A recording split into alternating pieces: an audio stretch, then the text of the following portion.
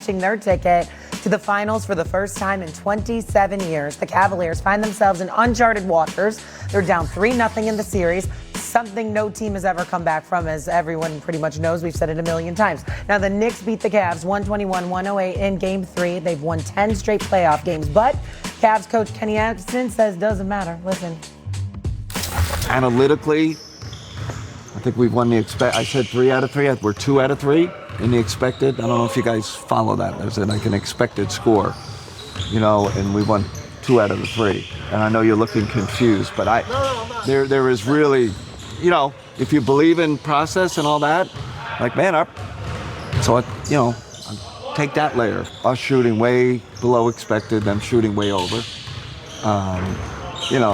I know no one wants to hear that. I think you guys like hearing it. I know, general public, no one wants to hear it. Everyone's outcome based, and sure, I get that too. Okay. Analytically, they won 2 out of 3. They won 2 out of 3 of the expected score. We heard it. I don't know if anyone wanted to hear it, like he said, but we heard it. Stephen A., your reaction to it?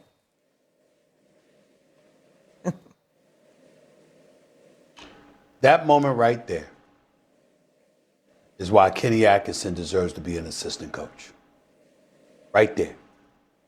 Now, obviously, I'm being somewhat facetious because the man led Cleveland to a #1 seed last year. Doggy has pointed out how he was a damn good coach in Brooklyn and how Kyrie and KD should have never wanted him going.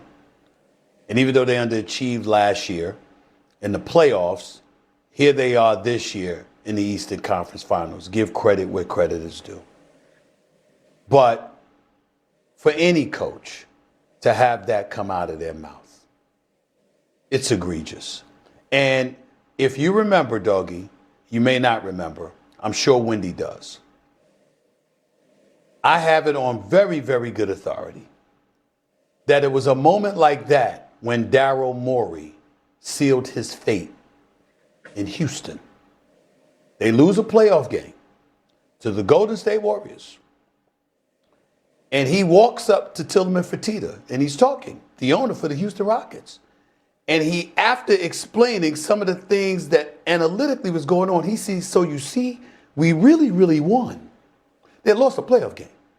And he said, you see, we really, really won. See, that's the kind of nonsense that has invaded the sport. We are, and this notion to the world of analytics, to all the analytic geeks out there and stuff like that. Let me be very, very clear, Wendy. They are not to be disrespected. Numbers do matter. They play a significant role. Coaches and teams and executives do lean on it, as well they should. But looking at Wendy and Doggy, what's important to be said, let's stop acting like this is new. Pat Riley was using analytics in the 80s and the 90s. He would tell you that. It's not new, the use of it. What's new is the focus that has been placed on it in terms of justification for hiring certain dudes to run your franchise, because they speak a language as it pertains to numbers and data and stats, etc., that makes the owners feel like they grasp an understanding of it because that's their lane. And so you hire people who are somewhat like-minded, that speaks your lingo, that's essentially an extension of you, and you get them to run your organization. And you weed out brilliant basketball minds who pay attention to eye test, instincts, and actual results that really, really matter in the grand scheme of things. People like him give you the impression, meaning Coach Atkinson, to a stronger degree of Daryl Morey in them. Whether you like it or not, here's the problem. They give you the impression that as long as the numbers say something, they're good. You are down 3-0 in a conference finals. You walked in 4 games away from a championship appearance. And now you're on the verge of getting swept. And what comes out of your mouth is that we really did well the 2 out of the 3 games. Analytically, See, that's the kind of stuff that if you certain owners, not every owner, but certain owners out there, Wendy, you know I'm telling the truth. And Doggy, if you're honest about it, you know the coaches you've spoken to. You know I'm telling the truth. Owner out there, not all, but there's some out there that would have the pink slip ready for him the second they lose tonight. Just because of stuff like that. You can't say that. You just can't. So in this series, you remember after game 2, Josh Hart had this amazing game, shot the beautiful shot. He was left open by the Cavs and they shot him out. And he quoted Jay Wright, his coach at Villanova, and he said that analytics are like a lamppost. You can lean on it when you're drunk, but it can't get you home. And then you've got Kenny Atkinson, and he was answering a question, just for full context. He was answering a question about why the Cavs should have hope in this series. And he was saying, well, because of this. And this is the thing about analytics, and this is what Jay Wright and Josh Hart are talking about. You can't build in the fact that the Cavs have dead legs. It's not going to show up on the stat sheet. Like, they can look at the stat sheet and say, boy, our 82 game averages versus these averages and our open shots, we should be much better. But the Cavs played 14 games in the first 2 rounds, and the Knicks played 10. And that 4-game difference is making all the difference in the world right now. The Knicks are playing beautifully, but the fatigue on the Cavs' legs is enormous. And I also remember something I'll never forget. And I think this comes into play in every playoff series. It may not come into play when there's draft picks or conference signings, but it comes into play in most playoff series. And that was what Kevin Durant said coming into the 2024 Olympics. And everybody was saying, well, all these teams like France and Serbia and whomever, they had all this great chemistry, all these years they'd played together. And Durant looked at the camera and said, how's that going to help you when you're guarding Steph? And the answer was it couldn't. And there's no spreadsheet that's going to bail the Cavs out right now, even though I understand what Kenny was trying to do.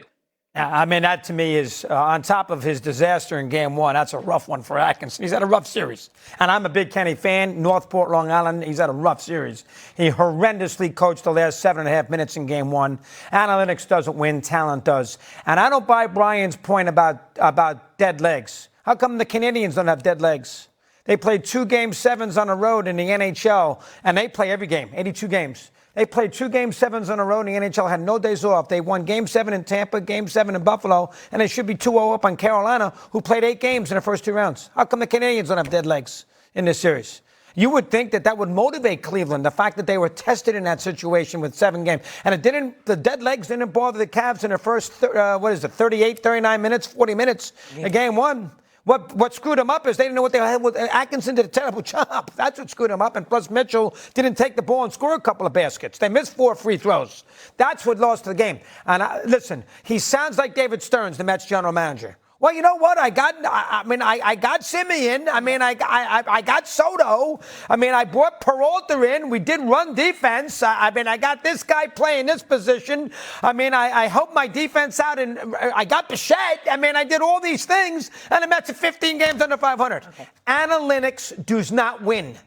Players do. Let me explain this from maybe a female perspective. These are called excuses. Okay, that's what this is. We're using all these analogies. They're just excuses. That's all they're called. Go ahead. You can say that, Shay, and you may be right. The problem is that it's not excuses when you're this way from the opening week of the season. These analytic dudes live on this stuff, and it's like. It's a problem because real basketball minds are being weeded out. They're having to defer to what we affectionately call the Geek Squad. And I'm not being insulting in any way, because I understand that coaches do and executives and teams overall do use analytics, and they need to use analytics. But you do have some people, just like in the world of politics, you got people on the fringes that are just extreme on both sides, such as the case in basketball. You got a situation where, of course, people are using analytics. You pay attention. You see a guy shooting his free throw percentage. You see a guy shooting jump shots, and what's his percentage compared to, when he shoots from the left, or when he shoots from the right, or when he shoots from the top of the key. You pay attention to all of those things. But then you have extremists who live on it, where you're going to sit there down 3-0 on the verge of getting swept, in a conference finals after giving up a 22-point lead in game 1 when you were up 7. Their legs weren't tired at that particular moment, Wendy. I'm not being literal here. I'm just saying you were good enough to be up 22 with 7 minutes left. You didn't lose that lead because you got tired. You lost that lead because you choked. That's what happened, all right? The New York Knicks punked the Cleveland Cavaliers. That's what happened. And they snatched their heart and they ain't recovered since. But in the end, when you've got people that are leaning that heavily on analytics, as an owner, as an executive, as a boss, it should make you raise your eyebrow and say, how do you truly go about the business of galvanizing the troops and rallying these guys and maximizing, peeling, and soaking out every bit of potential that they have? Analytics ain't gonna do that. Going up to a dude and trying to get him motivated